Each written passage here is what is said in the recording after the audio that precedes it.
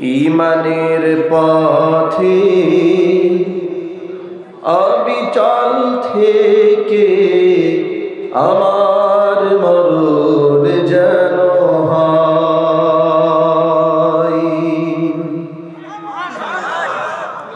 ঈমানের পথে অবিচল থেকে আমার মরণ যেন হয়। তোমার কাছে মিনতি আমার,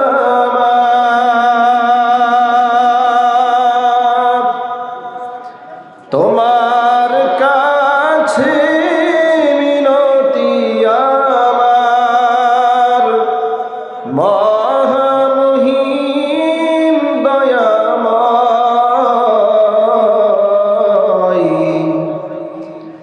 ঈমানের পথে অবিচল থেকে আমার মরণ যেন হয়।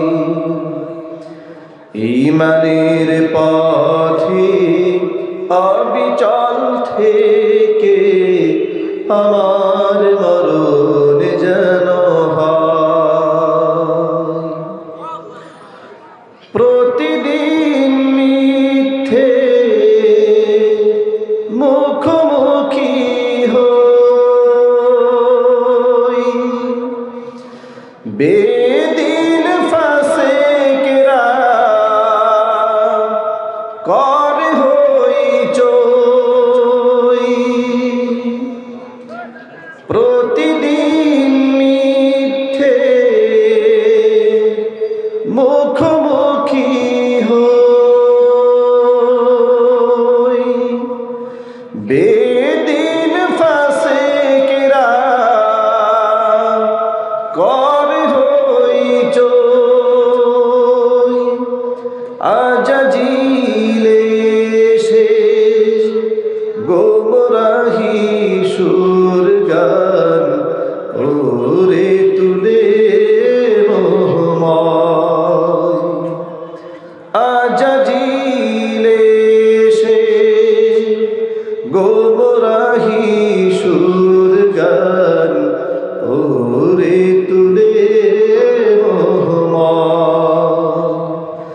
ঈমানের পথে অবিচল থেকে আমার মরণ যেন হয়। ঈমানের পথে অবিচল থেকে আমার মরণ যেন হয়। তোমার কাছে মিনতি আমার,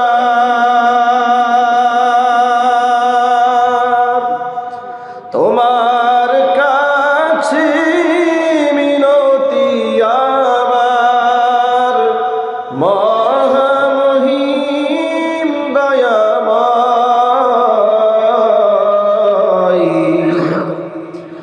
ঈমানের পথে অবিচল থেকে আমার মরণ যেন হয়। ঈমানের পথে অবিচল থেকে আমার মরণ যেন হয়।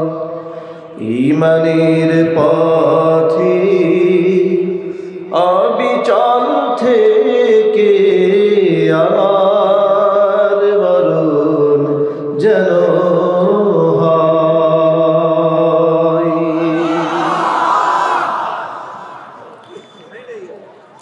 সকলে বলুন আল্লাহুম্মা আমিন। এই সঙ্গীত এবং সুর, এই যে আমার ডান পাশে বসে আছে সুর সম্রাট, তার কাছ থেকে শেখা এই কণ্ঠ। ওনার সামনে বসে এটা আমি আজকে গাইলাম। ওনার পেছনে কতবার গিয়েছি তা তো হিসাব নাই। আমি একদম ছোটবেলা থেকে আমি যখন হিফজ পড়ি তখন 2000 সালের কথা, আজ থেকে 21 বছর আগের কথা। বাইতুল মুকাররমে একটা ক্যাসেট বাজতেছিল, গজলের ক্যাসেট। সেখানে গানটা ছিল প্রশংসা সবই কেবল তোমার। তো সেখান থেকে খুব ভালো লাগলো, ক্যাসেটটা সংগ্রহ করলাম। আজ থেকে 21 বছর আগে সংগ্রহ করা সেই ক্যাসেট, গজল শুনতে শুনতে যে লোকটির ভক্ত হয়েছিলাম, আজও পর্যন্ত ওটা বাংলাদেশ, দেশ বিদেশের বাইরে আমি কোরআনের তাফসিরে মাঝে মাঝে দুই একটা পংক্তি, আমি তো আর শিল্পী নই, আমি শিল্পীদের ভক্ত, মশিউর রহমান ভাইয়ের স্পেশাল ভক্ত। তো সেই হিসেবে আমি এই গজলগুলো গাইতাম। তার ধারাবাহিকতায় আজকে ওনার সামনেই ওনার কণ্ঠের গাওয়াটা আমি আজকে নকল করলাম। আল্লাহ সুবহানাহু ওয়া তাআলা ভাইয়ের নেক হায়াত দারাজ করুন, তার খিদমাতের ওয়াসাআতকে বৃদ্ধি করে দেন এবং তার কণ্ঠের সুরকে ইসলামের জন্য আল্লাহ পাক কবুল করেন। আল্লাহ সুবহানাহু ওয়া তাআলা ঈমানের সাথে আমাদের সকলের মৃত্যু নসিব করান। সকলে বলুন আল্লাহুম্মা আমিন। যে মহান আল্লাহ তাবারক ওয়া তাআলা মুসলিম উম্মার এই ক্লান্তি লগ্নে হাজারো প্রতিকূলতাকে উপেক্ষা করে, শত বাধাকে পেরিয়ে হাজার হাজার মানুষকে একত্রিত হয়ে কোরআন সুন্নাহ থেকে আলোচনা শোনার তৌফিক ইনায়েত করেছেন। আপনারা খুশি না বেজার? কম না বেশি? উচ্ছ্বসিত কণ্ঠে, খুশি মনে, মন প্রাণ উজাড় করে আল্লাহ সুবহানাহু ওয়া তাআলার শেখানো ভাষায় শুকরিয়া আদায় করছি। জবান ছেড়ে দিয়ে সকলে একযোগে বলছি আলহামদুলিল্লাহ। রব্বানা লাকাল হামদ হামদান কাসীরা তাইয়িবান মুবারাকান ফীহি। রব্বানা লাকাল হামদু কামা ইয়ানবাগি লিজালালি ওয়াজহিকা ওয়া আযীমি সুলতানিকা। আল্লাহ সুবহানাহু ওয়া তাআলা আজকের এই তাফসীরুল কোরআন মাহফিলকে কবুল করুন। অক্লান্ত পরিশ্রম করে এই বেহেশতের বাগান যারা সাজিয়েছেন, দূরদারাজ থেকে আলোচনা শোনার জন্য এসেছেন, সকলকে আল্লাহ তাআলা মাফ করে দিন। আজকের মাহফিল আল্লাহ পাক আমাদের সকলের হেদায়েতের জারিয়া হিসেবে কবুল করুন। অত্র এলাকার সমস্ত মুর্দিগানের কবর আযাবকে আল্লাহ তাআলা মাফ করে দিন।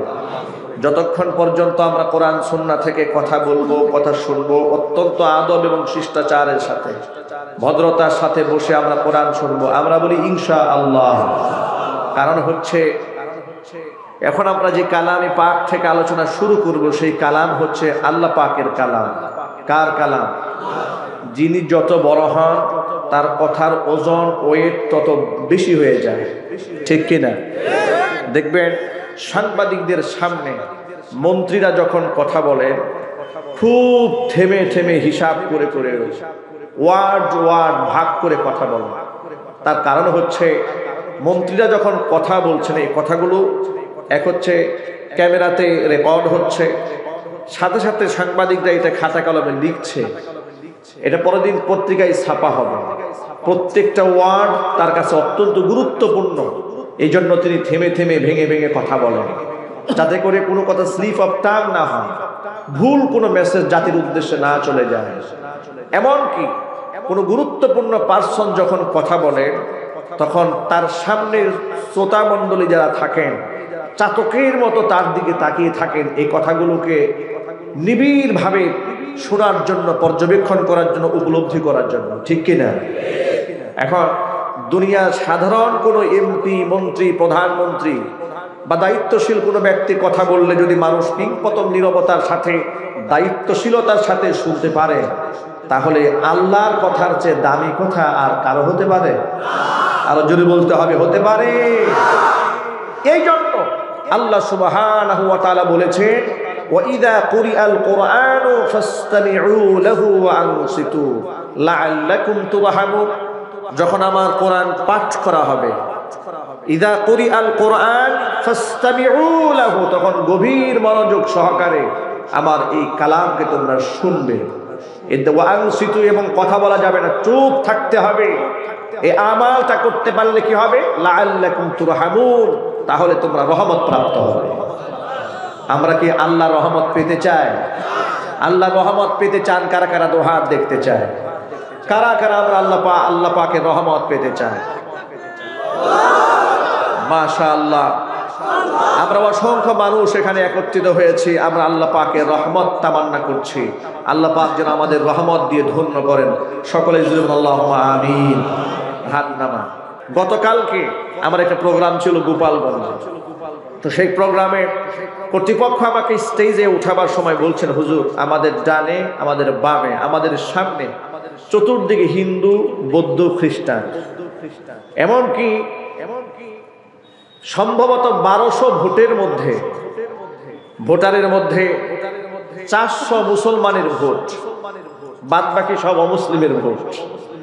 তারা আমাকে তুলনামূলক বুঝাতে চাইলেন এবং আমাকে বললেন যে হুজুর আমরা কিন্তু বাংলাদেশে থাকলেও এই এলাকা ভিত্তিক আমরা এখানে সংখ্যালঘু, এখানে আমরা সংখ্যাগরিষ্ঠ নই, অমুসলিমরা এখানে সংখ্যাগরিষ্ঠ। যার কারণে তাদের পূজা মণ্ডপগুলো খুব সুসজ্জিত, বড় বড় বাউন্ডারি করা, মন্দিরগুলো খুব জাঁকজমকপূর্ণ।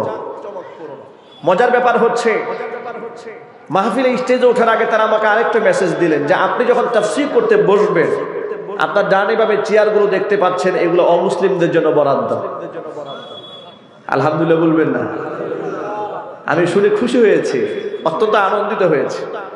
বললেন যে আপনার পেছনে ডান বাম পাশে যে চেয়ারগুলো, এই চেয়ারগুলো অমুসলিমদের জন্য বরাদ্দ।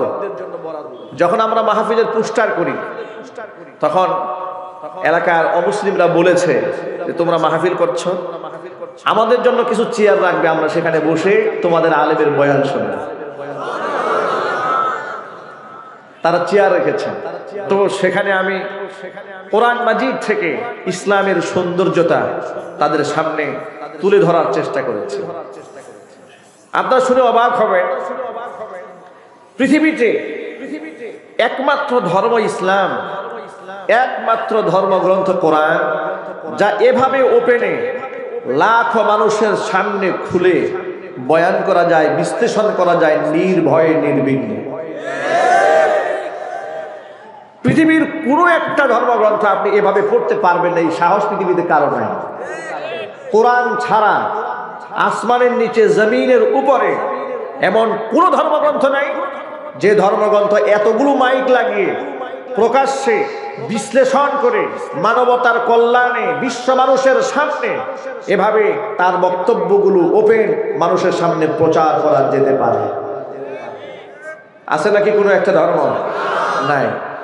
যার কারণে অমুসলিমদের অনেক সময় দেখবেন তাদের ধর্মীয় অনুষ্ঠানের আপনার কি মন্ত্র পড়া হচ্ছে, এই মন্ত্রগুলো মাইকে বাজে, অনেক আওয়াজে মন্ত্রগুলো পড়া হচ্ছে। তো সেখানে যে মন্ত্র পড়ছেন হয়তো তিনি এটার মর্ম হয়তো কিছুটা উপলব্ধি করতে পেরেছেন, কিন্তু সাধারণ মানুষ যারা আছে তারা কিছু বোঝে না। আমি একদিন জিজ্ঞেস করলাম, আচ্ছা আপনি তো এই ধর্মের লোক? বলে জি। তাহলে আপনি যে বলেন তো এই যে উনি যে পড়ছেন এগুলো কি পড়ছেন?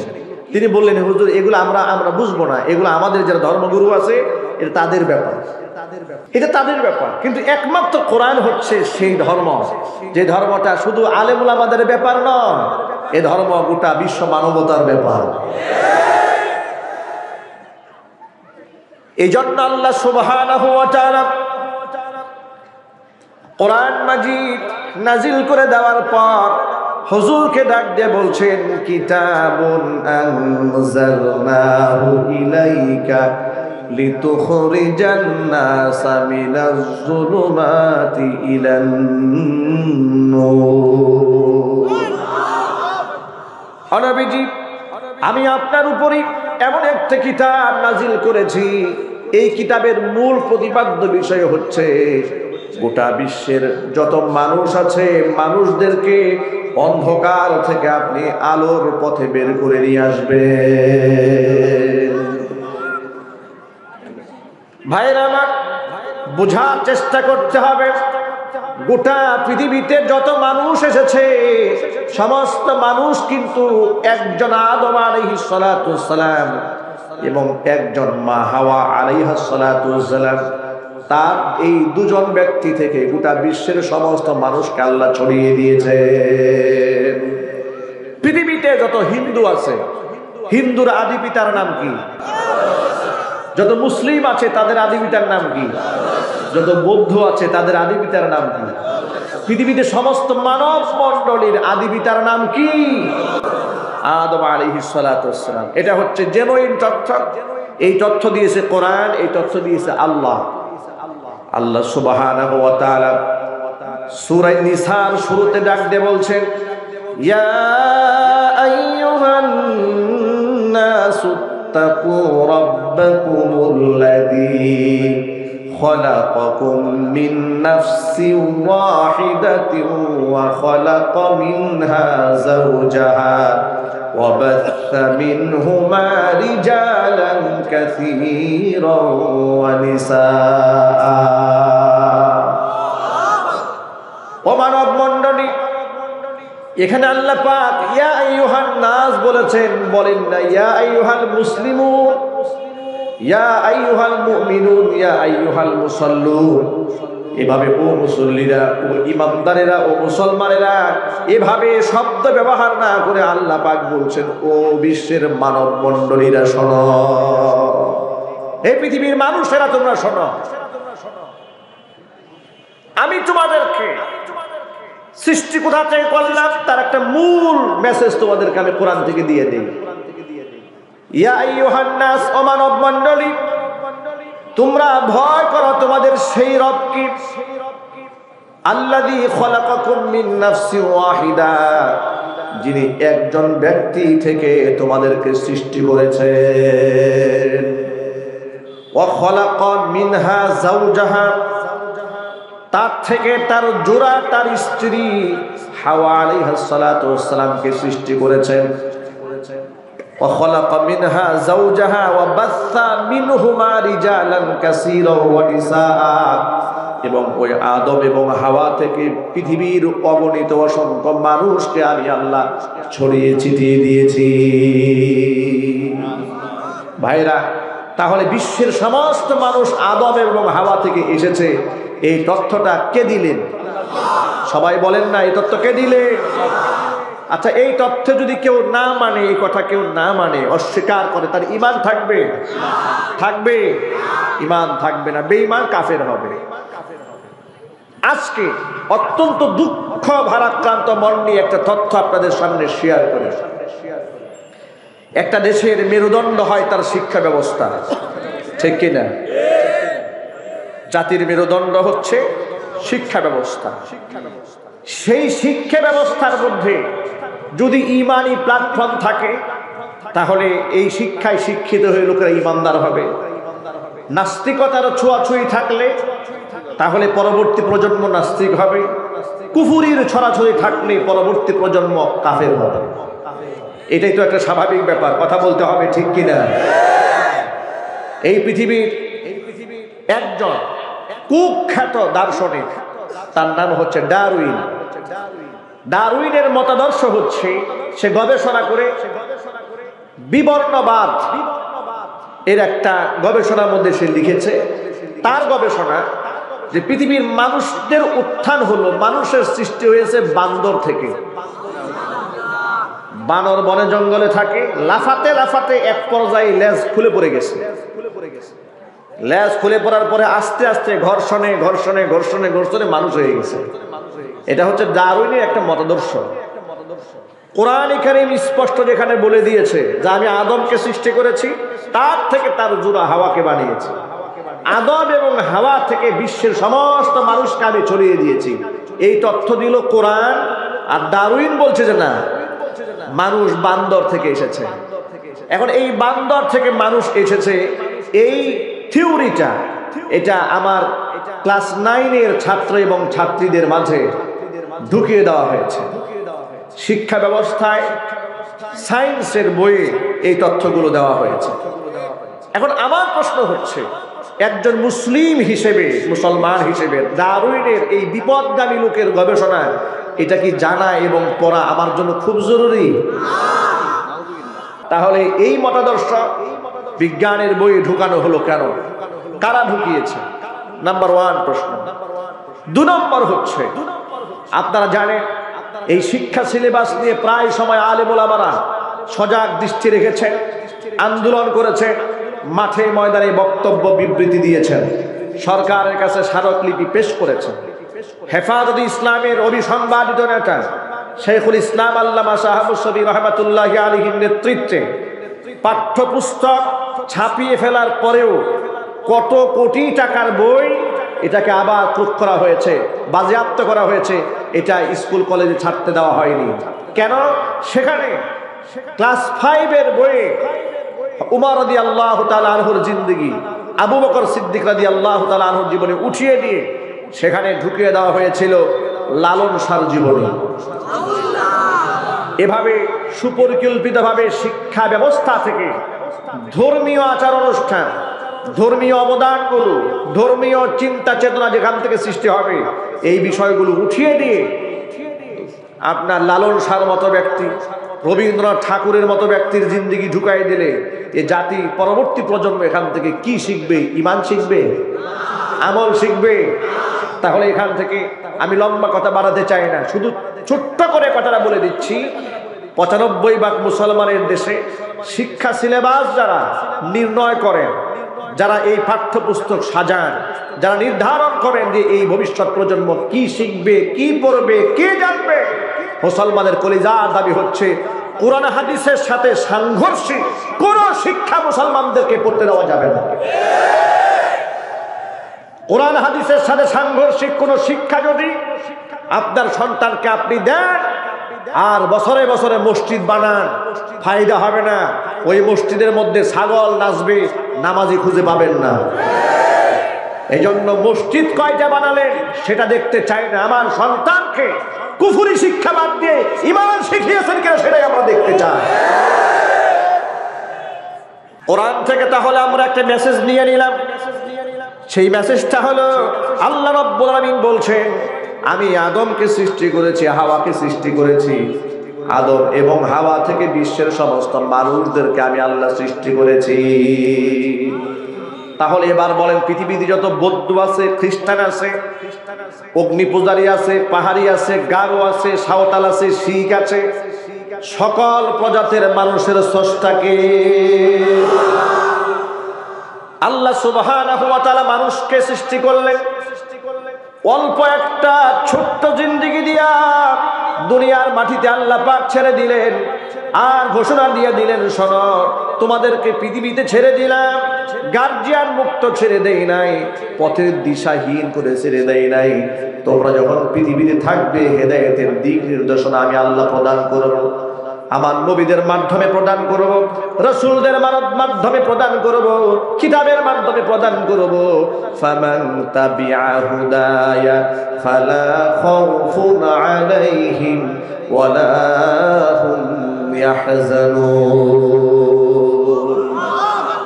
আমার দেওয়া হেদায়েতের অনুসরণ যে করবে, আমার নবী রাসূল যে রাস্তা দেখাবে সেই রাস্তায় যেই ব্যক্তি চলবে, আমি কিতাব দিয়ে কোরআন দিয়ে যা বুঝালাম সেটা যে ব্যক্তি বুঝবে, আমার হেদায়েতের রাস্তা যে ব্যক্তি গ্রহণ করবে, তার কোনো ভয় নাই, তার কোনো চিন্তা নাই, ব্যতীত হবে না। দুনিয়ার ছোট্ট জিন্দগির মধ্যে নিরাপত্তা প্রদান করব আমি আল্লাহ, পরকালীন সমস্ত বিপদ থেকে মুক্ত করে জান্নাতের মেহমান বানাবো আমি আল্লাহ। প্রিয় ভাইরা আমার, এভাবে আম্বিয়া আলাইহিমুস সালাতু ওয়াস সালামের মাধ্যমে আল্লাহ পাক মানুষকে তার হিদায়াত দান করেছেন। কিন্তু শয়তান মানুষের রগ রেশার ভেতরে ঢোকা মানুষদেরকে তার আসল মাকসাদ থেকে বের করে দিয়েছে। আল্লাহর দাসত্ব করার পরিবর্তে মানুষদেরকে মানুষের দাসে শয়তান পরিণত করে দিয়েছে। ঠিক কি না? আল্লাহর দাসত্ব বাদ দিয়ে সৃষ্টির দাসত্ব মানুষ করেছে। মানুষ পাথরের দাসত্ব করেছে, বড় গাছের দাসত্ব করেছে, বড় মাছের দাসত্ব করেছে। এখনো পর্যন্ত জিন শয়তানের দাসত্ব করে মানুষ আছে না নাই?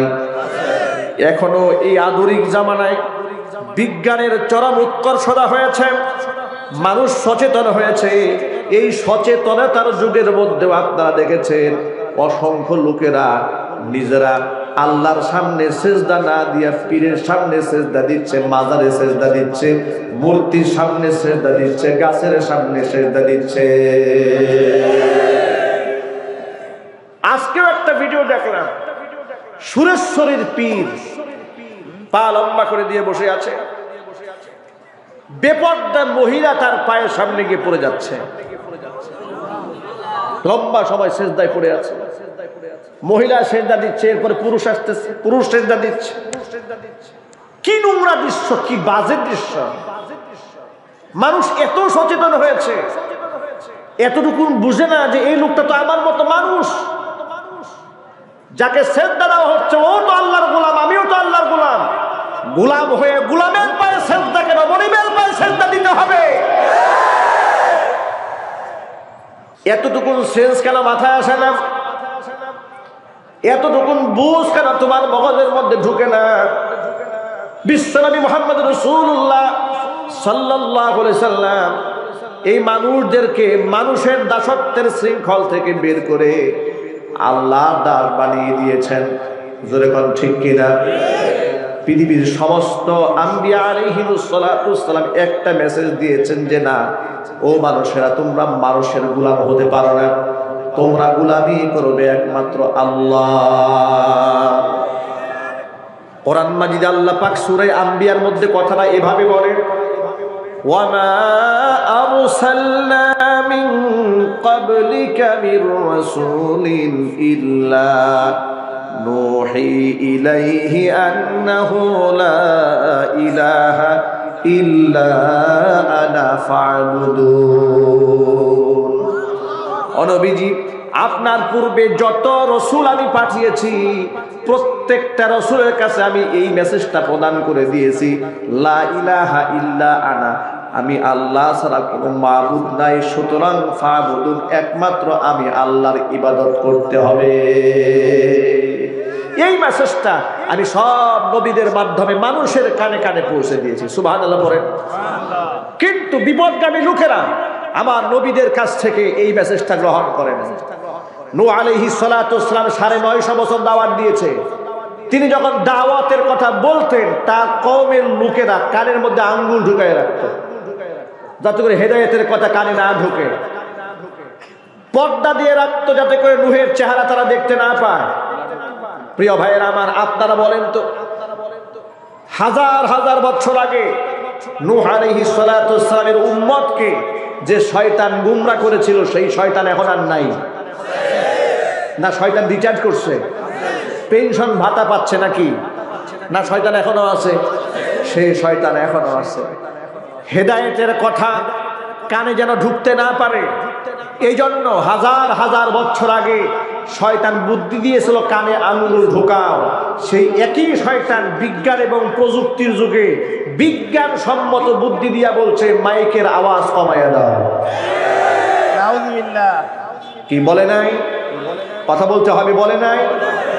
নোটিশ জারি করা হয় না এই যে ওয়াজ মাহফিলের মধ্যে মাইকের আওয়াজে যদি কারো ডিস্টার্ব ফিল হয় 999 ডায়াল করে, তাহলে মাহফিল বন্ধ করে দেওয়া হবে। এই নোটিশ আপনারা দেখেন নাই? সাতক্ষীরাবাসী তো নোটিশ দেখা দরকার।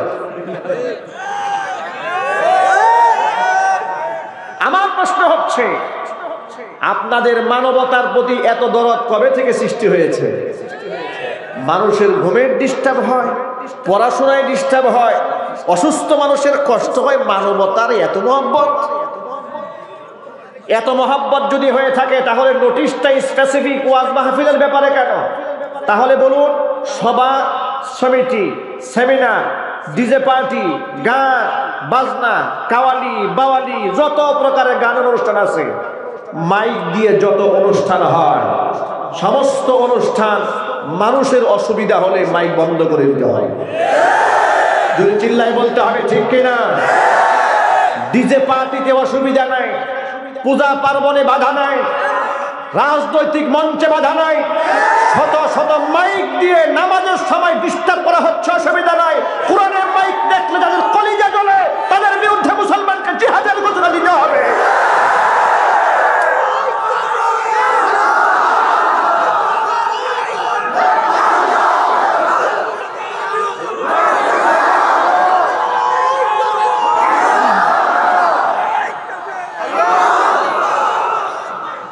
আমার যুবক ভাইয়েরা, অনেক সহ্য করেছি, ধৈর্যের বাঁধ ভেঙে গিয়েছে, দেয়ালে আমাদের পিঠ থেকে গেছে।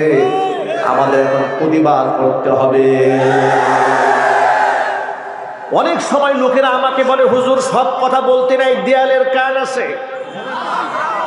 আছে না নাই? আমার তখন জানতে ইচ্ছা করে, যেই দেয়াল, যেই কানে আমার কোরআন শুনতে পছন্দ করে না, ওই কানটাকে আগে টেনে ছিঁড়তে হবে। আমি আমার সকল মুসলমানকে, ভাই ভাইদেরকে বলছি, কোরআনের আওয়াজ যদি মুসলমানদের দেশে উচ্চ কণ্ঠে বলতে সাহস না পায়, তাহলে গলায় রশি দিয়ে মরে যেতে হবে। চিল্লাই বলো ঠিক কিনা?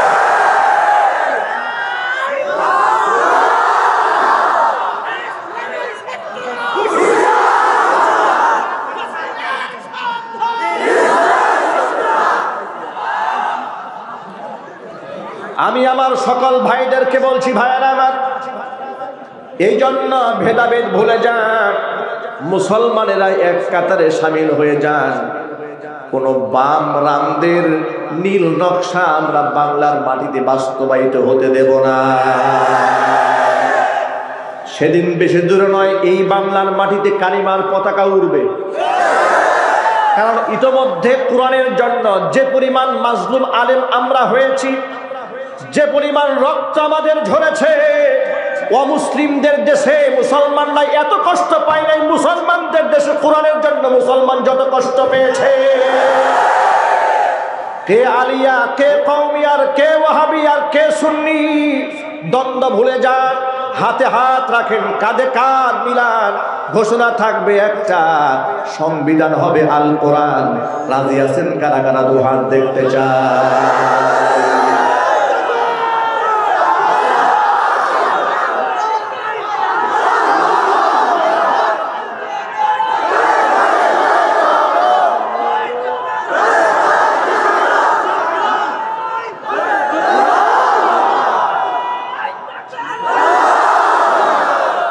আমি আমার সাতক্ষীরা ভাষী ভাইদেরকে বলতে চাই, সাতক্ষীরার মাটি হচ্ছে ইসলামের জন্য উর্বর ঘাঁটি।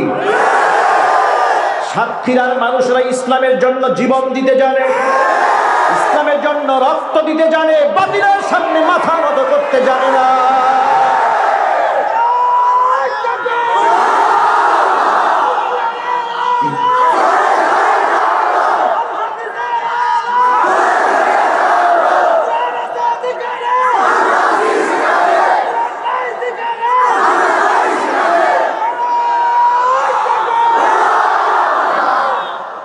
আমাদেরকে বলা হয় আমরা এত জোর আওয়াজে কথা বলি কেন?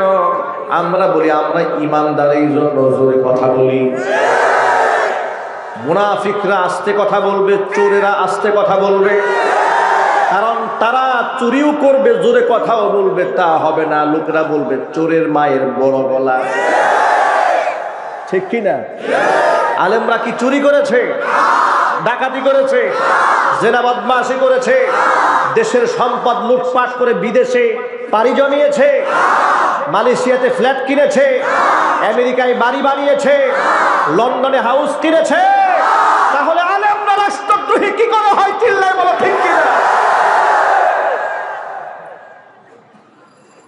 যারা দেশ ধ্বংস করে ওরা রাষ্ট্রদ্রোহী হয় না, আলেমরা রাষ্ট্রদ্রোহী হয়ে যায়।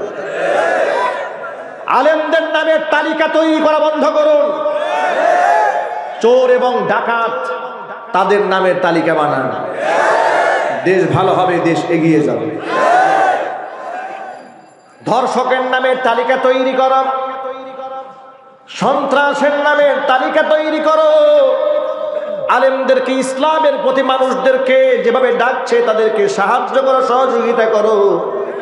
দেশ ভালো হয়ে যাবে, সমাজ ভালো হয়ে যাবে।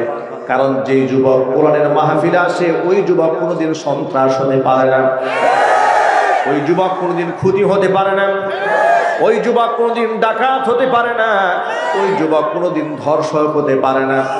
তার অনেকটা প্রমাণ আমি আপনাদের হাতে উঠাই দেই, লক্ষ্য করেন। আপনারা আমার প্রশ্নের জবাব দিয়ে বলেন, এই কোরআন কি ধর্ষকের পক্ষে, খুনির পক্ষে, চান্দাবাজের পক্ষে, মাস্তানের পক্ষে, সন্ত্রাসের পক্ষে? তাহলে কোরআন শুনলে মানুষ জঙ্গি হবে কেন? কোরআনের কথা বললেই তোমরা জঙ্গিবাদের গ্রাণ পাও কেন? কথায় কথায় তোমরা জঙ্গি বলো, কারণটা কি? বাস্তবতা হচ্ছে এই, একটা মেসেজ শুনে রাখেন, কান খুলে মনে রাখবেন মৃত্যু পর্যন্ত।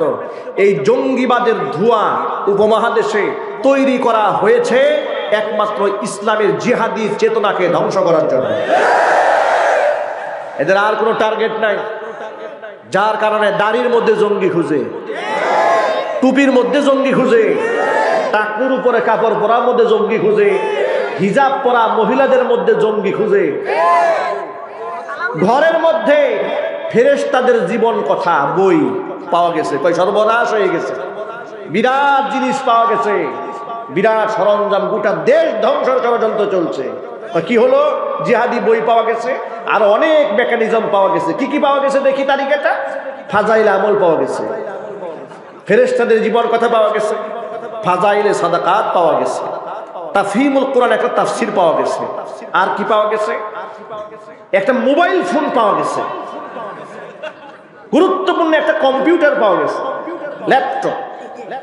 এরপরে দেশীয় একটা অস্ত্র পাওয়া গেছে, একটা বটি পাওয়া গেছে ঘরে। কি দারুণ গবেষণা! কি খাইয়া যে গবেষণা করে এটা আমার মাথায় ধরে না। যা খায় ডেট এক্সপায়ারটা খায়, চিল্লাই বলো ঠিক কিনা। অথচ কিছুদিন আগে আপনারা দেখেছেন ঢাকা শহরে বড় এক প্রভাবশালী নেতা পুলিশ লাইভ টেলিকাস্ট করে তাকে অ্যারেস্ট করেছে। তার ঘরে পাওয়া গেছে বিদেশি মদ, পাওয়া গেছে পিস্তল, পাওয়া গেল টর্চার সেল, সব পাওয়া গেল। ক্ষমতা এবং টাকার গরমে মাস দুটা যেতে না যেতে আবার উল্টা প্রতিবেদন বলে টেলিভিশনের সামনে যে পিস্তল দেখেছিলেন ওটা খেলনা পিস্তল। কি মজার ব্যাপার, কি শান্তির কথা। এরা জঙ্গিও না, এরা সন্ত্রাসীও না। কোরআন শরীফ যারা পড়ে সন্ত্রাসী মানেটা কি? এর মানে হচ্ছে আমরা ইসলামের কথা বলবো, জিহাদের কথা বলবো, অন্যায়ের বিরুদ্ধে কথা বলবো, এটা ওরা সহ্য করতে পারে না। চিল্লায় বলো ঠিক কিনা। জুজুর ভয় দেখিয়ে মুসলমানদেরকে দমিয়ে রাখা সম্ভব হবে না। এই মুসলমানদের দিলে ইমানি চেতনা আজও আছে, মরে যায় নাই। অতএব শুনে রাখুন, ভালো করে মনে রাখুন, গোটা বাংলাদেশের রিপোর্ট হচ্ছে। আমি গোটা বাংলাদেশ ঘুরে একটা রিপোর্ট নিয়েছি। আওয়ামী লীগ, বিএনপি, জামাত ইসলাম, জাতীয় পার্টি সকল মুসলমান ইসলামের ব্যাপারে আপোষহীন ছিল, আছে, ভবিষ্যতেও থাকবে। একটা শ্রেণী মুসলমানদের ভাইয়ে ভাইয়ে দ্বন্দ্ব সৃষ্টি করে, বিভাজন সৃষ্টি করে মুসলমানকে ধ্বংসের পায়তারা চালাচ্ছে। আপনারা কি এই পায়তারা সফল হতে দেবেন? সফল হতে দেবেন? ওরা দাড়িকে জঙ্গি বলেছে, আমি গর্বের সাথে দাড়িকে লম্বা বানাই বলবো এটা নবীদের আদর্শ, ঠিক কিনা? ওরা আমার মা বোনদের পর্দা নিয়ে কটাক্ষ করেছে। বাংলাদেশের জনৈক এক নারীবাদী টকশোতে বসে বলেছে বুরকা পরা নারীরা নাকি বাঙালি নয়। তো বাঙালি নারী কারা? যাদের কপালে থাকবে টিপ, মাথায় থাকবে ফুল, কানে থাকবে প্রকাশ্যে সুন্দর সুন্দর দুল, এরা হয়ে যাবে বাঙালি নারী, ঠিক কিনা? এই বাঙালি চেতনার নামে সামনে পয়লা বৈশাখ আসতেছে, আর গান গাবে এসো বৈশাখ এসো এসো। আসো তোমরা সব আসো, জামা কাপড় সব ছাড়ো, সব বাইরে চলে আসো। বাস্তবতা আছে না নাই? মা বোনদেরকে বলছি, মায়েরা বোনেরা সাবধান সাবধান সাবধান, আপনি মায়ের জাত, আপনার পায়ের নিচে এই পুরুষ জাতির বেহেশত। আল্লাহু আকবার, চিল্লায় বলেন। প্রিয় মা বোনেরা আমার, এজন্য যে কেউ ডাকবে আমরা শুনবো না। আমাদের হাতে রয়েছে কোরআন, আমাদের হাতে রয়েছে সংবিধান, আল্লাহর দেওয়া কোরআন। এমন কিছু নাই যা কোরআনে লেখা নাই। আমার আল্লাহ পাক নারীদের ব্যাপারেও বলেছেন, পুরুষের ব্যাপারে বলেছেন, যুবকদের ব্যাপারে বলেছেন, যুবতীর ব্যাপারে বলেছেন। ও যুবক ভাইরা আমার, বিশ্বনবী সাল্লাল্লাহু আলাইহি ওয়াসাল্লাম বলেছেন, লা ইয়াজালু কদামা ইবনি আদামা ইয়াউমাল কিয়ামাতি হাত্তা ইউসআলা আন খামসিন। কিয়ামতের মাঠে পাঁচটা প্রশ্নের সম্মুখীন না হওয়া পর্যন্ত আদম সন্তান হাসরের ময়দান থেকে এক কদম পা সরাতে পারবে না। এক নাম্বার প্রশ্ন হচ্ছে আন উমরিহি ফিমা আফনা, জীবনটা কোন কাজে ব্যয় করেছে। দুই নাম্বার প্রশ্ন হচ্ছে ওয়ান শাবাবিহি ফিমা আবলা, জীবনের গোল্ডেন মোমেন্ট, শ্রেষ্ঠতম সময় যৌবনকালটা কোন জায়গায় ব্যয় করেছে? 3 নাম্বার প্রশ্ন হচ্ছে ওয়ান মালিহি মিম্মা ইকতাসাবা, সম্পদের ব্যাপারে প্রশ্ন করা হবে কোন উৎস থেকে সম্পদকে উপার্জন করেছে। 4 নাম্বার প্রশ্ন হচ্ছে ওয়াফিমা আনফাকা, উপার্জিত সম্পদ কোন জায়গায় ব্যয় করেছে। আর 5 নাম্বার প্রশ্ন হচ্ছে ওয়ামাদা আমিলা ফিমা আলিমা, যতটুকু জ্ঞান অর্জন করেছে তার মধ্যে কতটুকু বান্দা আমল করেছে। 5টা প্রশ্নের সম্মুখীন সকলকে হতে হবে। যত ভাইরা এসেছেন সকলকে হতে হবে, যত বোনেরা এসেছেন সকলকে হতে হবে। ভাইরা মেহেরবানি করে জবাব দিয়ে বলেন তো জীবনটা কার দেওয়া?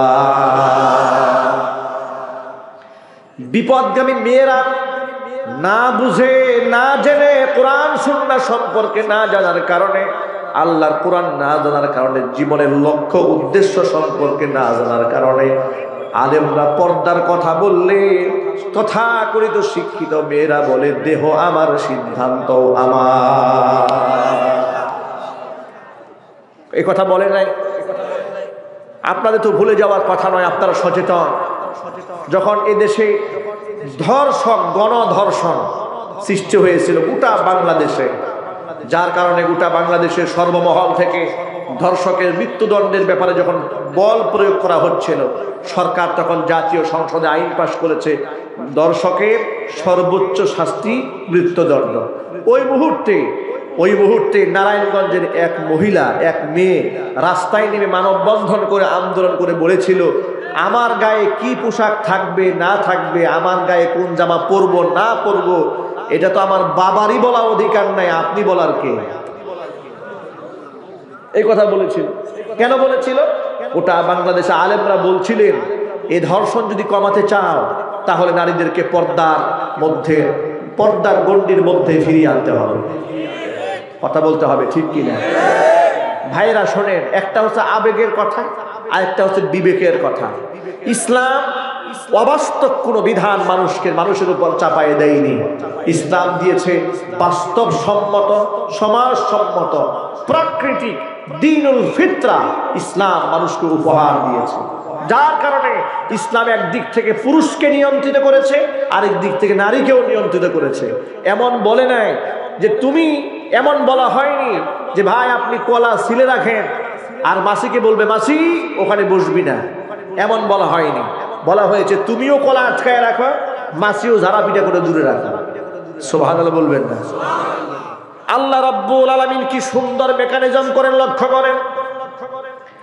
আল্লাহ পাক বলেন কুল্লিল মুমিনিনা ইয়াগুদ্দু মিন আবসারিহিম ওয়া ইয়াহফাযু ফুরুজাহুম যালিকা আযকা লাহুম ইন্নাল্লাহা খাবীরুম বিমা ইয়াসনাউন। নবীজি আপনি মুমিন পুরুষদেরকে বলেন পরনারী থেকে তারা যেন দৃষ্টিকে নিম্নগামী করে রাখেন। আগে আল্লাহ পুরুষদেরকে বললেন শুধু দৃষ্টি নিচু রাখলেই হবে না, ওয়াহফাজু ফুরুজাহুম, লজ্জাস্থান যেন হেফাজত করে। যালিকা আযকা লাহুম, তাদের আত্মাকে পরিশুদ্ধ রাখার জন্য এটা হচ্ছে একটা বড় প্রেসক্রিপশন। সুবহানাল্লাহ। আল্লাহ বলছেন নিজের আত্মাকে পাক রাখার জন্য এই যে পদ্ধতি আমি বলে দিলাম, চোখকে পরনারী থেকে নিম্নগামী করে রাখতে হবে। আজকে যুবক ভাইদেরকে বলবো, যুবক ভাইরা আমার, আপনারা কোরআনের মাহফিলে এসেছেন, আপনারা এত সুন্দর একটা সামিয়ানার মধ্যে ঢুকেছেন, আপনারা মনে করছেন এটা একটা কাগজ, একটা কাপড়ের তৈরি সামিয়ানা। আপনারা জানেন না এই মাহফিলের এই গণ্ডির ভেতরে জায়গাটার বর্তমান মূল্য কত। ওটা পৃথিবী বিক্রি করলে এই জায়গার মূল্য দেওয়া যাবে না। এই জায়গা হয়েছে এখন বেহেশতের টুকরা, জান্নাতের বাগান। জান্নাতের বাগানে যে যুবক আসে সে যুবক কোনোদিন চরিত্রহীন হতে পারে না। এই জন্য যুবক ভাইরা যারা অনলাইনে, ফেসবুকে, টিকটকে যারা পরনারী দেখেন, সুন্দরী মেয়েদের টিকটক দেখেন, এটা বন্ধ করতে হবে। আমরা যদি নিজেদেরকে না শুধরাই, না ভালো বানাই, আল্লাহ না করে যে রাতে আপনি টিকটক দেখতে দেখতে ঘুমিয়েছেন, এই রাতটা যদি আপনার জীবনের শেষ রাত হয়, যে রাতে এশারের নামাজ না পড়ে আপনি ঘুমিয়েছেন, এই রাতটা যদি জীবনের শেষ রাত হয়ে যায়, যে সকালে ফজরটা পড়লেন না, জোহর হওয়ার আগে যদি মৃত্যু হয়ে যায়, এই টেন্ডেন্সি, এই মানসিকতা যদি মাথায় থাকে, তাহলে কোনো যুবক টিকটক দেখতে দেখতে ঘুমাতে পারে না, বরং এশারের নামাজ কাজা করে যুবকের ঘুম আসতে পারে না। আজকে যুব সমাজ যদি ইসলামের পথে ফিরে আসে, আল্লাহর কোরআনকে মান্য করে, এদেশ ভালো হবে। এদেশকে গোয়েন্দা পুলিশ দিয়ে পাহারা দিতে হবে না, এদেশের প্রত্যেকটা মানুষ নিজেই নিজের পাহারাদার হবে। এই জন্য আমি আমার সকল যুবক ভাইদেরকে অনুরোধ করে বলছি, আল্লাহ বলছেন পরনারী থেকে দৃষ্টিকে নিম্নগামী করে রাখতে। এটা আল্লাহ পাক আমাদেরকে প্রথমত দায়িত্ব দিয়েছেন, পুরুষদেরকে আল্লাহ আগে দায়িত্ব দিলেন। 2 নাম্বার লজ্জাস্থানকে হেফাজত করতে হবে।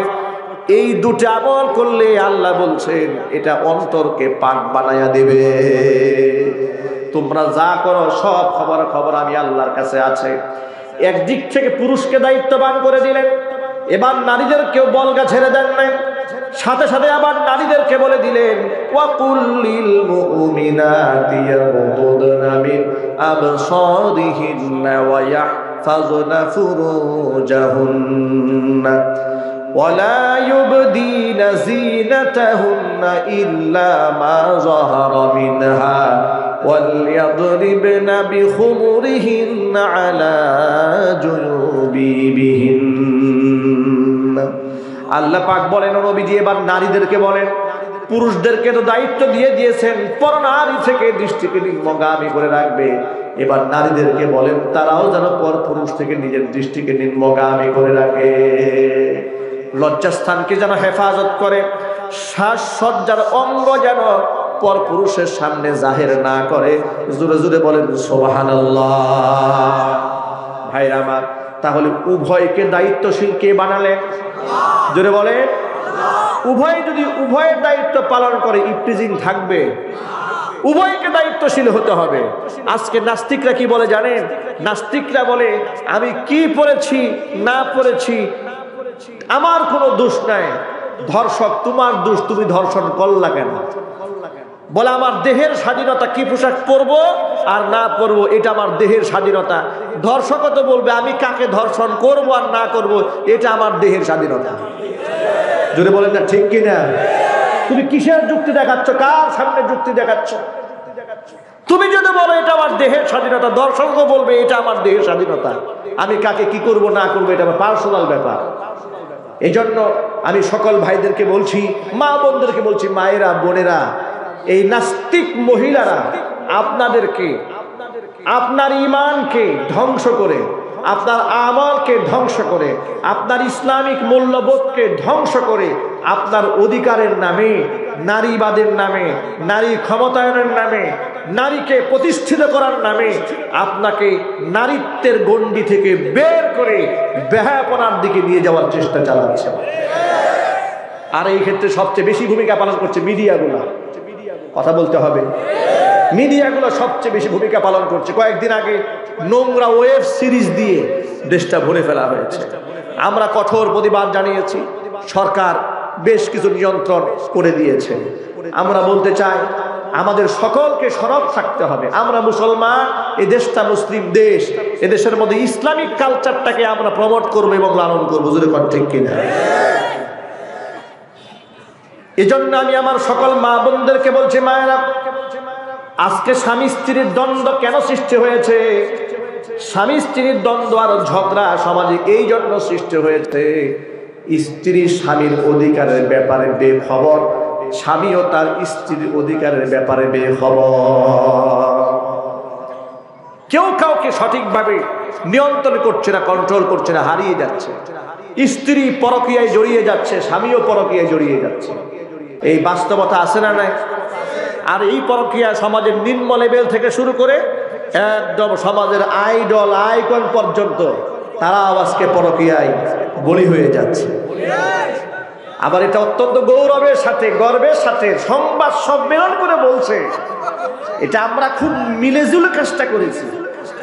এত বড় নির্লজ্জ, এত বড় বেহায়া, 8 বছরের শিশু কন্যাকে ফেলে দিয়ে নিজের স্বামীকে ছেড়ে দিয়ে গোপনে পরপুরুষের সাথে সম্পর্ক করে আবার সংবাদ সম্মেলন করে মুসলিম জাতির সামনে আসে, জুতা পিটা করা উচিত। চিল্লায় বলো ঠিক কিনা?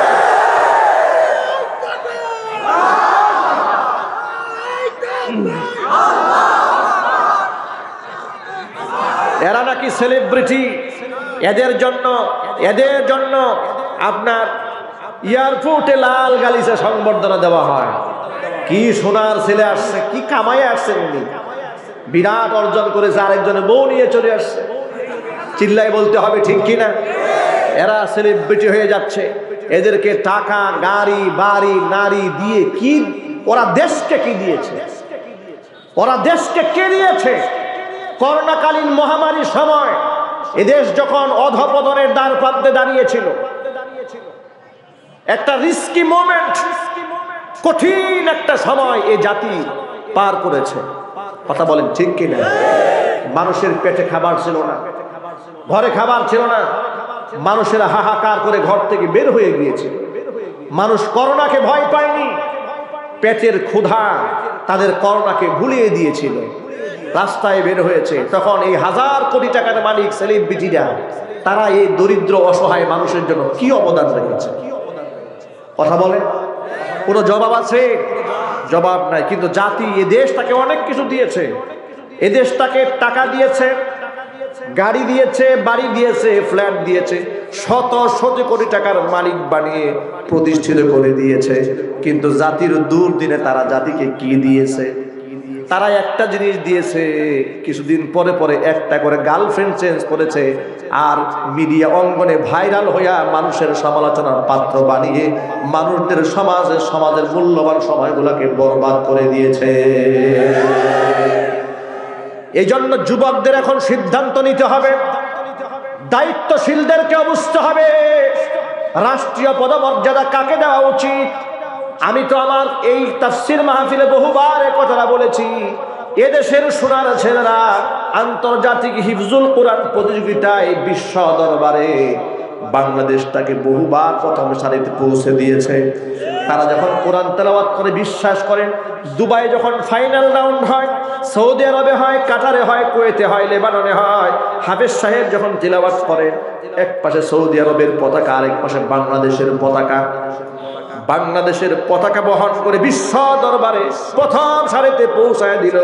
তাদেরকে রাষ্ট্রীয় পদক দেওয়া হয় না, এয়ারপোর্টে লাল গালিচা সংবর্ধনাও দেওয়া হয় না, কিন্তু ভালো করে জামা কাপড় খুলে একটু ডান্স মারতে পারলে তাকে বলা হয় জাতীয় সেলিব্রিটি।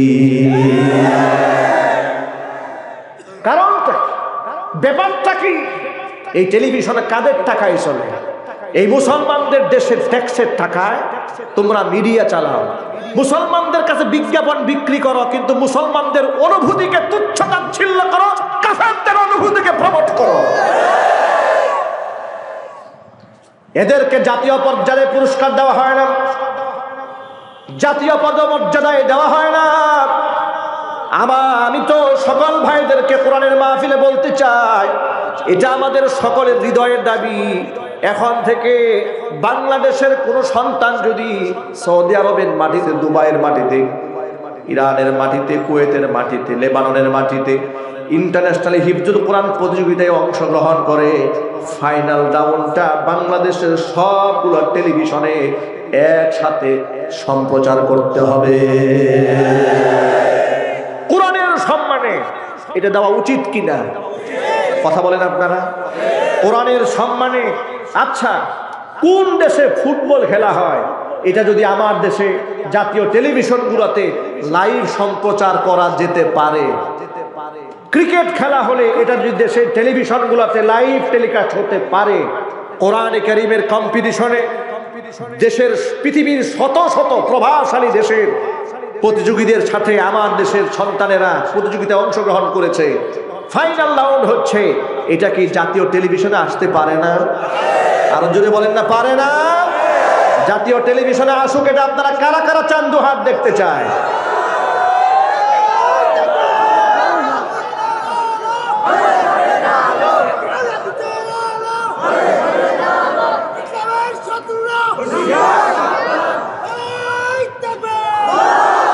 প্রবাদে আছে, যে দেশে গুণীর কদর হয় না, যে দেশে গুণীর কদর হয় না, সেই দেশে গুণীর জন্ম হয় না। আমরা গুণীদেরকে মূল্যায়ন করি না, অবমূল্যায়ন করি, কিন্তু নাস্তিকদেরকে বিরাট দাম দেই। কবি সাহিত্যিক মরার আগে ক্যান্সার হয়েছে, সাংবাদিকরা বাথরুমের সামনে দাঁড়ায় রয়েছে। বাথরুম থেকে বের হওয়ার পরে বলে, স্যার সকালে যে বাথরুমে গেছিলেন এটা কালারটা কি ছিল? জাতি আপনার এই কালার জানার খুব অপেক্ষায় আছে। আবার বিকালবেলা বাথরুম থেকে বের হয়েছে, আবার জিজ্ঞেস করে, স্যার এইবার বাথরুমের কালারটা কি হয়েছে? আপনি তো বিরাট লেখক, জাতির কাছে এই সমস্ত সংবাদগুলো দিতে হবে। মাঝে মাঝে অনলাইন পত্রিকা পোর্টালের হেডলাইন দেখলে কি মনে চায় যে বলতে মনে চায় যে এরা নাকি সাংবাদিক। এমন এমন হেডলাইন করে, হেডলাইন ছাপায় দেয়।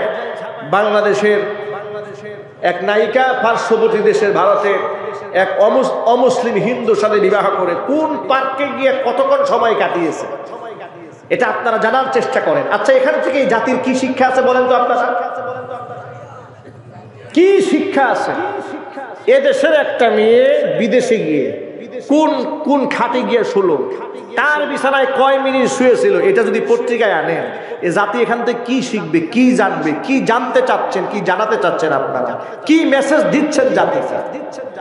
কিছুদিন আগে দেখলাম ভারতের এক মহিলা আপনার বডি বিল্ডিং করে, জিম করে, এই হাট্টা গাট্টা শরীর বানাইয়া শরীরের এমন বেকায়দা অবস্থা সৃষ্টি করছে। এটা কি মানুষ না জানোয়ার? চেনা যায় না। মহিলা মানুষ দেখেছেন? এই মুরব্বী দেখেছে। আমি যখন পত্রিকায় এটা দেখলাম, আমি মনে মনে ভাবলাম এটা কি জিনিস, মানুষ এটা?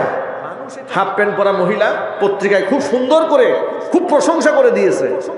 ঘুরে দাঁড়ানো এক নারী, সংগ্রামী এক নারী, স্ট্রাগল করা এক নারী, সংগ্রামী এক মহিলার জীবন কথা। কি লেখলো এখানে? আমি দেখলাম যে কি এই মহিলা যে সেখানে আপনার স্বামী থেকে সে পরিত্যক্তা হয়েছে, স্বামী থেকে পরিত্যক্তা হওয়ার পরে জিম সেন্টারে গিয়ে বডি বিল্ডিং শুরু করলো। বডি বিল্ডিং করতে করতে নারীদের যত লক্ষণ দেহে ছিল সব শেষ করে ফেলছে। এবার সে নারীও না, পুরুষও না, মাঝামাঝি চলে আসছে। মাঝামাঝি এসে বডি বানায় যেরকম হাট্টা কাট্টা, এইরকম মোটা তাজা বানায়া সাংবাদিক এটা প্রশংসা করে লিখছে যে এরা হচ্ছে খ্যাতিমান নারী, ঘুরে দাঁড়াবার মতো নারী, এখান থেকে মানুষ শিক্ষা গ্রহণ করুক, নারীরাও পারে, নারীরাও দেখিয়ে দিতে পারে। আচ্ছা, এখানে নারী পারলো কি, দেখাইলো কি?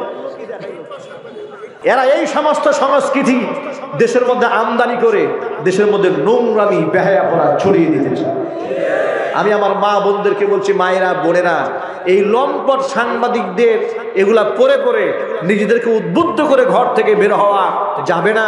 নিজেদেরকে সাজাতে হবে ফাতিমাতুজ জাহরা রাদিয়াল্লাহু তাআলা আনহার মতো, রমণীর মতো, খাদিজাতুল কুবরা রাদিয়াল্লাহু তাআলা আনহার মতো, আসিয়া আলাইহাস সালাতুস সালামের মতো। আপনাকে সাজাতে হবে বিবি মারিয়ামের মতো। জীবনে কোনো পুরুষের সান্নিধ্য গ্রহণ করেন নাই। আল্লাহ পাক তার গর্ভে একটা সন্তান দিয়েছিলেন, তার নাম হচ্ছে হযরতে ঈসা রূহুল্লাহ। জিবরাইল আলাইহিস সালাতুস সালাম মানব বেশে যখন হযরতে মারিয়ামের সামনে দাঁড়িয়ে বলেছিলেন, আমি এসেছি লি আহাবালাকি গুলামান জাকিয়া, তোমাকে একটা পবিত্র সন্তান উপহার দেওয়ার জন্য।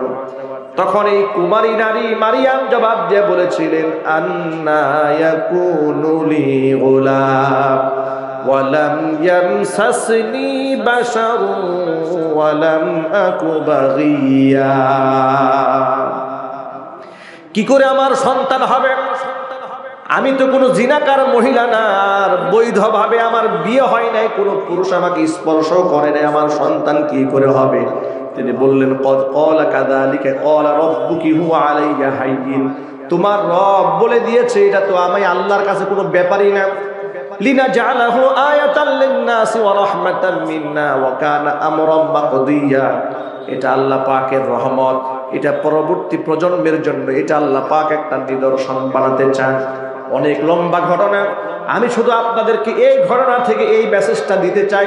হযরতে মারিয়ামের সামনে পুরুষ বেশে জিবরিল ফেরেশতা যখন এসেছিলেন, হযরতে মারিয়াম তখন বলেছিলেন, জীবনে কোনো পুরুষ আমাকে স্পর্শ করে নাই। জোরে জোরে বলেন সুবহানাল্লাহ।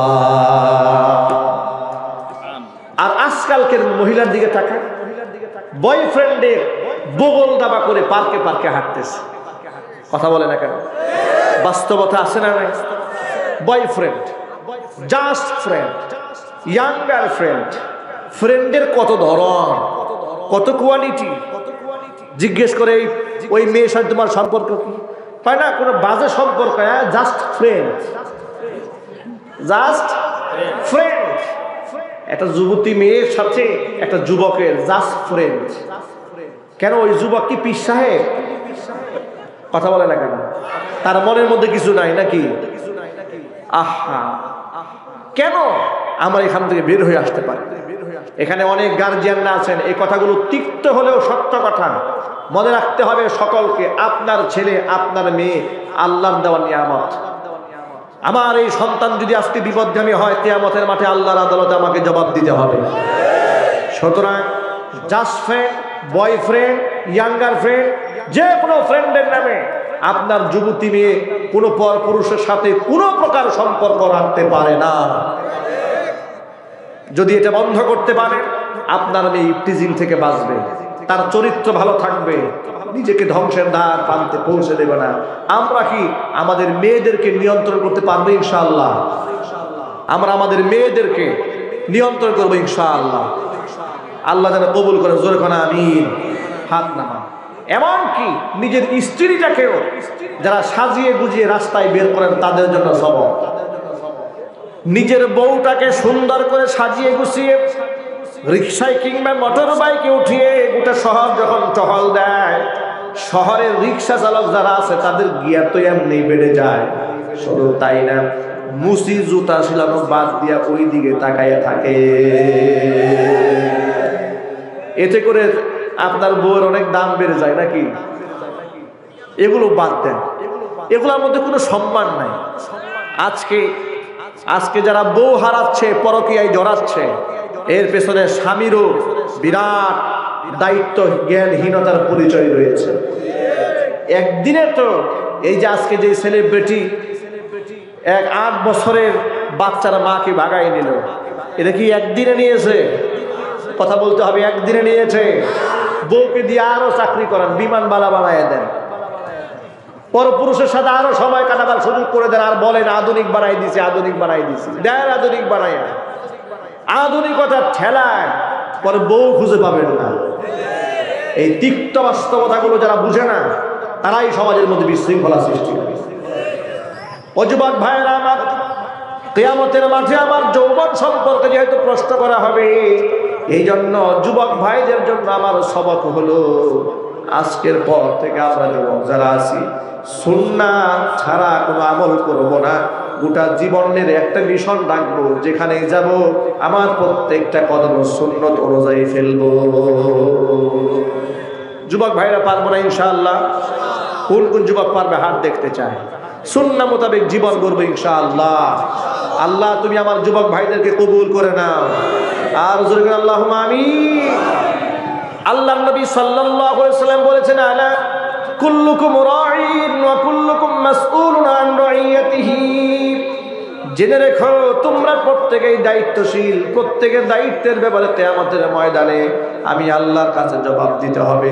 স্বামীকে স্ত্রীর ব্যাপারে জবাব দিতে হবে, ঘরের কর্তা যিনি আছেন অধীনস্থ ব্যক্তিদের সম্পর্কে অবশ্যই আল্লাহর আদালতে জবাব দিতে হবে। আল্লাহ নবী সাল্লাল্লাহু আলাইহি ওয়াসাল্লাম অন্য একটা হাদিসের মধ্যে বলেন, সালাসাতুন কদ হারামাল্লাহু আলাইহিমুল জান্নাহ। 3 শ্রেণীর মানুষের জন্য আল্লাহ পাক জান্নাতটা হারাম করে দিয়েছেন। 1 নাম্বার হচ্ছে মুদমিনুল খামরি, যারা মদ পান করে তাদের জন্য জান্নাত হারাম। 2 নাম্বার হচ্ছে ওয়াদাইয়ুসুল্লাযী ইউকিদু ফি আহলিহিল কবাস। ওই পুরুষ যে দাইয়ুস পুরুষ, তার পরিবারের মধ্যে অশ্লীলতা থাকে, প্রতিবাদ জানায় না, ওই পুরুষ, তার জন্য আল্লাহ জান্নাত হারাম করেছেন। ওয়াল আকু, পিতা মাতার অবাধ্য সন্তান যেই ব্যক্তি হয়ে যায়, ওই ব্যক্তির জন্য জান্নাত হারাম হয়ে যায়। এই জন্য যাদের বাবা মা বেঁচে আছে, আমরা পিতা মাতার সাথে সদ আচরণ করবো। আমরা বলি ইনশাআল্লাহ। আমরা আমাদের মা বোনদেরকে পর্দায় রাখবো। আমরা বলি ইনশাআল্লাহ। আমরা মদ পান শুধু নয়, যত প্রকার নেশা আছে, মদ, গাঁজা, ইয়াবা, আফিম, হেরোইন, এগুলো তো অনেক উন্নত প্রজাতির নেশা। নর্মাল যে বিড়ি, সিগারেট, গাঁজা, তাফাত আপনার আছে, এগুলা থেকে বের হয়ে আসতে হবে। এই মাহফিলে কি বিড়িখুর দুই একজন আছে নাকি?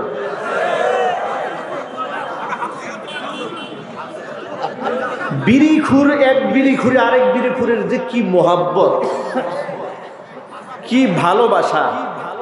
চায়ের দোকানে গিয়ে বলে, এই গরম পানি দিয়া চায়ের কাপটা ধুয়ে দাও, আরেকজনের ঠোঁট লাগাইছে। আর বিড়িখুরের এত মোহাব্বত, একজনের ঠোঁট থেকে টান দিয়ে আরেকজন মুখে ঢুকাইছে। কথা বলেন ঠিক কিনা? দুয়াও নাই, রুসাও নাই, বিড়িয়ে বিড়িয়ে কি মোহাব্বত তৈরি করে। ভাইরা, এই নেশা থেকে বের হয়ে আসেন। আল্লাহ যেন আমাদেরকে পবিত্র জীবন দান করেন। জোরে কোন আমিন। বাদ দেওয়া যাবে না ইনশাল্লাহ। আর সবচেয়ে বড় পরিচয় মুসলমানের নামাজ। এই নামাজের ওয়াজ প্রতিদিন আল্লাহর 30 দিন আমরা বলি যে নামাজ, নামাজ, নামাজ, নামাজ সবার আগে। আজকে মুসলমানদের মধ্যে ভ্রাতৃত্ব নষ্ট হয়েছে, মোহাব্বত নষ্ট হয়েছে, হিংসা বিদ্বেষ সৃষ্টি হয়েছে। এখন কি মাস চলতেছে আরবি? এই মাসের নাম কি? রজব মাস। রজব তো শেষ দিকে। রজবের পরে শাবান মাস, এরপরেই রমজান। রমজান চলে আসতেছে। এখন থেকে প্রস্তুতি গ্রহণ করতে হবে। এই রজব মাসের বেশি বেশি রোজা, নফল রোজা রাখবেন। শাবান মাসে নবী করিম সাল্লাল্লাহু আলাইহি সাল্লাম 20টা রোজা রাখতেন, আর রমজান মাসে 30টা রোজা রাখতেন। আল্লাহ পাক আমাদের সকলকে প্রস্তুতি নেওয়ার তৌফিক দান করেন। এই মেসেজটা বাড়িতে গিয়ে পৌঁছে দেবেন। আমরা বলি ইনশাআল্লাহ। আরেকটা প্রস্তুতি সকলকে নিয়ে রাখতে হবে। সেই প্রস্তুতি হলো রমজান মাসে যেন একটা রোজা কাজা না হয়। নিজে তো রাখবই, নিজের ঘরের ছেলে মেয়ে এই বছর বালেগ কিংবা বালেগা হয়েছে, তাদেরকেও রোজা রাখতে বলবো ইনশাআল্লাহ। অনেক সময় মায়েরা মোহাব্বত করে মেয়ে মাত্র বড় হয়েছে রোজা রাখতে দেয় না, ঠিক কিনা? বলে রোজা রাখলে চেহারা গ্লেজটাকে নষ্ট হয়ে যাবে। আছে কিনা এরকম? বলে পরীক্ষার রেজাল্ট খারাপ হবে। না না, রোজা রাখা যাবে না, এগুলা করা যাবে না। কারণ আমার সন্তানকে আমি যতটুকু ভালোবাসি, আমার আল্লাহ তার থেকে 1000 গুণ বেশি ভালোবাসে। আমি আমার সন্তানকে যতটুকু মোহাব্বত করি, আমার স্রষ্টা তার বান্দাকে, তার বান্দিকে আমার চেয়ে 100 গুণ বেশি মোহাব্বত করে। এই জন্য আল্লাহ সুবহানাহু ওয়া তাআলা যেন আমাদের সকলকে কবুল করেন। মঞ্জুর করে জোরে বলা আমিন। হ্যাঁ, রাত 12:15 বাজে, 12:15 বাজে আজান হয় নাকি? আল্লাহু আকবার, আল্লাহু আকবার, আল্লাহু আকবার, আল্লাহু আকবার।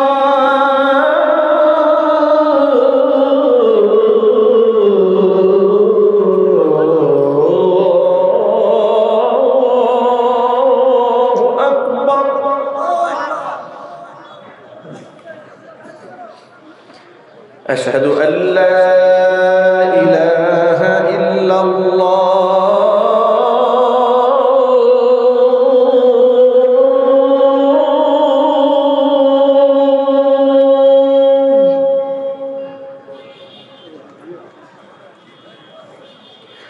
أشهد أن لا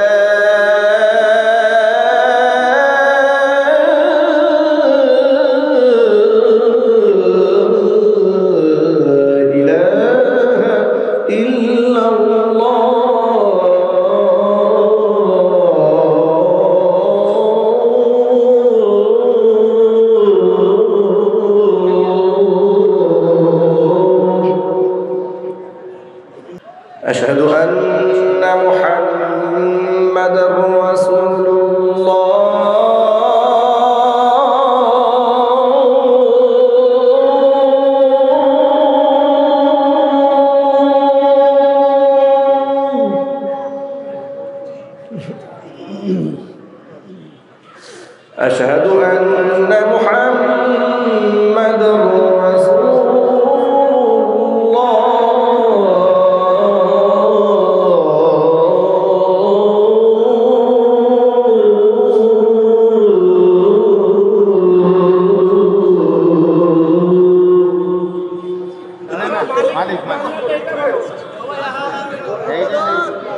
মালি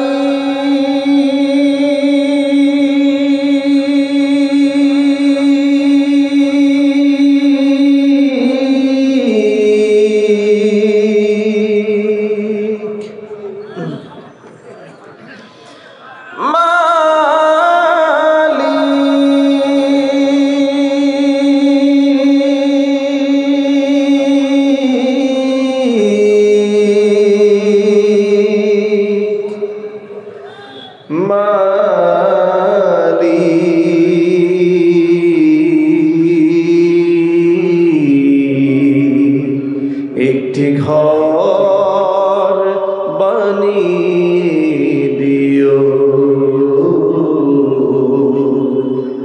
একটি ঘর বানিয়ে দিও। মালিক তুমি জান্নাতে তোমার কাছে একটি ঘর বানিয়ে দিও, একটি ঘর বানিয়ে দিও। সে বিভীষিকাময় মহাদিনে তোমার প্রতিবেশী করে নিও।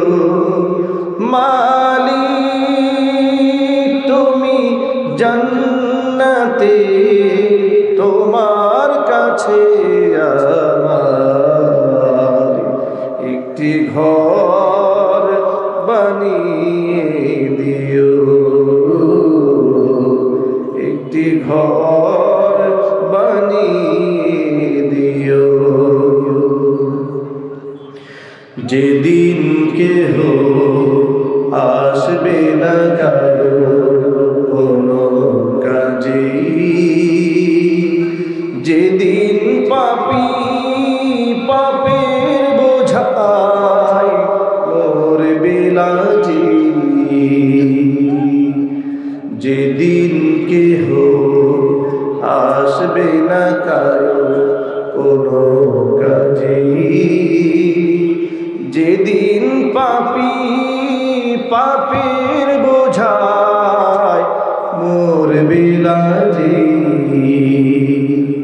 পুল সিরাত পার হতে গিয়ে পিছলে যাবে কত পথিক, আবার কেহ পুণ্য নিয়ে পার হয়ে যাবে ঠিক ঠিক। পুল সিরাত পার হতে গিয়ে পিছলে যাবে কত পথিক, আবার কেউ পুণ্য নিয়ে পার হয়ে যাবে ঠিক ঠিক। সে মহাদিনের মহাক্ষণে, সে মহাদিনের মহাক্ষণে পার করে তুমি দিও। মালিক তুমি জান্নাতে তোমার কাছে আমায় একটি ঘর বানিয়ে দিও, একটি ঘর বানিয়ে দিও, একটি ঘর বানিয়ে দিও।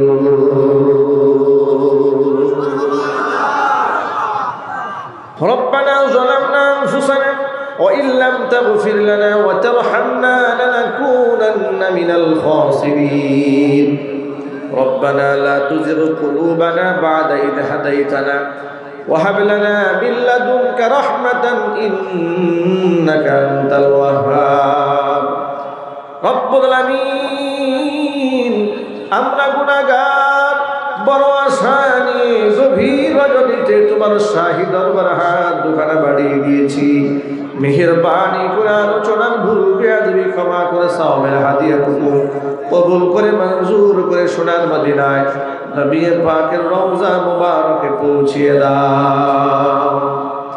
তাম পৃথিবীর মাটির নিচে যত মুমিন মুমিনাত মুসলিমিন মুসলিমাত চিরবিদায় হয়ে চলে গেছেন, তাদের আরওয়াহের উপর সওয়াবের হাদিয়াগুলো পৌঁছিয়ে দাও। আমাদের মা বাপ যাদের দুনিয়ার জমিন থেকে চলে গেছেন, মা বাবার কবরগুলোকে জান্নাতের টুকরায় পরিণত করে দাও। আত্মীয় স্বজনের কবর আযাব কিয়ামত পর্যন্ত বন্ধ করে দাও। টাকা দিয়ে, পয়সা দিয়ে, বুদ্ধি দিয়ে, শ্রম দিয়ে, সময় দিয়ে জান্নাতের বাগান যারা সাজিয়েছে, দূরদারাজ থেকে যারা শোনার জন্য এসেছে, খালি হাতে কাউকে ফিরিয়ে দিও না, সকলকেই বেগুনা মাসুম বানিয়ে দাও। রব্বুল আলামিন অত্র এলাকার সমস্ত মুর্দেগানের কবর আযাবকে মাফ করে দাও। অসংখ্য মায়েরা বোনেরা কোরআন শোনার জন্য এসেছেন, মা বোনদেরকে মাফ করে দাও। নিঃসন্তানী মাকে সন্তান দান করো, স্বামী স্ত্রীর মধ্যে মোহাব্বত না থাকলে মোহাব্বত পয়দা করে দাও। হাজার হাজার যুবকেরা হাত তুলে ধরেছেন, যুবক ভাইদেরকে ইসলামের সিপাহী সালার বানিয়ে দাও। রব্বুল আলামিন মুরব্বিরা হাত তুলে ধরেছেন, নেখায়াত দারাজ করে দাও। উলামায়ে কেরাম হাত তুলে ধরেছেন, খিদমাতের ওয়াসাত বৃদ্ধি করে দাও। অত্র এলাকার সমস্ত মুর্দেগানের কবর আযাবকে মাফ করে দাও। কিয়ামতের দিন মুসিবতের সময় এই দোয়া আমাদের সকলের জন্য নাজাতের জরিয়া বানিয়ে দাও রব্বুল আলামিন। এভাবে আমাদের আত্মীয় স্বজন যে যেখানে অন্ধকার কবরে শুয়ে আছেন, কবর আযাবকে মাফ করে দাও। রব্বির হামহুমা কামা রব্বায়ানি সগীরা, রব্বির হামহুমা কামা রব্বায়ানি সগীরা। তাকাব্বাল মিন্না ইন্নাকা আনতাস সামিউল আলিম ওয়া তুব আলাইনা ইন্নাকা আনতাত তাওয়াবুর রহিম।